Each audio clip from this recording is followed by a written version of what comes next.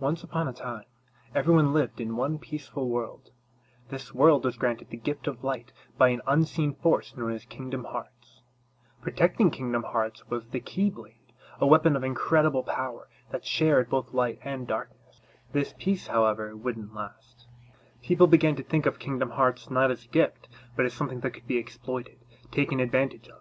Greed took root in their hearts, and they decided to try to take the power of Kingdom Hearts for themselves. Inspired by the weapon that protected Kingdom Hearts, they created Keyblades and began to fight over who would take Kingdom Hearts' power.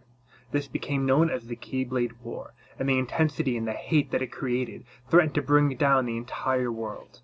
In the ensuing clash, the Keyblade was shattered into 20 pieces, 7 light and 13 dark. Without the Keyblade to protect it, Kingdom Hearts fell into darkness. All would have been lost if not for the last vestiges of light within the hearts of 7 children. Using their light, unencumbered by greed or hate, they managed to save humanity, but in the process they split the one world into many, separating them so that the Keyblade Wars would cease. Welcome back to Storytime. Today we're talking about the creation myth of the Kingdom Hearts universe. Now, the story we just heard has been repeated a few times through the games, but it's more of a fairy tale than anything else. We don't actually know anyone who lived through it. And it's worth noting that the people who tell us this story are usually interested in telling us a story in which light triumphs over darkness. When we hear the story from Xehanort, who wants light to coexist with darkness, it's a little different. The general idea, though, is the same. We have one Kingdom Hearts protected by a weapon called the Keyblade. Now, this is maybe one of the most confusing things in all of Kingdom Hearts, and it's a little weird that they decided to go with this, but let me explain why it's called the Keyblade. In Greek, the letter X is actually the letter He, although for some reason in English we call it Chi. I don't really understand why. But X's are really important in Kingdom Hearts. They symbolize a crossing, like between light and dark, as well as ending or stopping something. And then He becomes Key because the sword is made out of 2 keys, and that becomes Keyblade, and yeah.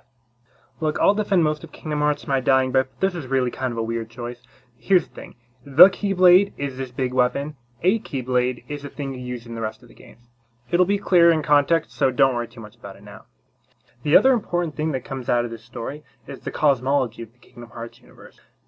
Now, while everyone lived in one world at the beginning, by the end of the story, it's been split up. This is why we have so many different Disney worlds all in one universe. They're all physically different places. Now, the structure of the universe is this. There are 2 major realms that mirror each other, the realm of light and the realm of darkness, with a few scattered worlds in between.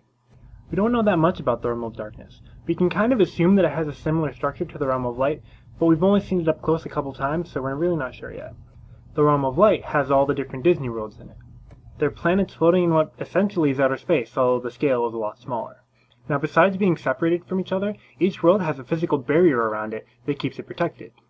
The people of most worlds have no idea that there are actually other worlds out there, or that they all used to be together. This makes one of the main duties of the Keyblade wielders making sure that the worlds don't interfere with each other, because they don't want another Keyblade war to start. And for the most part it works. There are really 2 main ways to travel from world to world. The first way is to make ships out of gummy blocks. Gummy blocks are pieces of the physical barrier that can fall to the ground. You can stick them together and turn them into a vessel that can pass through the other barriers. The second way is using corridors of darkness. These are like backstage shortcuts that can go from world to world. Sometimes they'll appear for a person if they have a really strong desire to go from one world to another. They can also be summoned by will by people who know how to do it. The problem is this is really dangerous. If you spend too much time in these, darkness can overtake you, which seems like it would be bad news bears.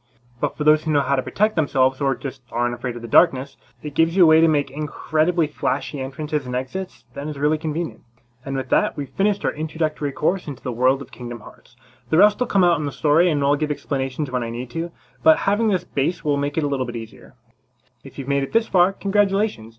Now you can listen to me talk about the story for a billion years. Woo! I will see you next time.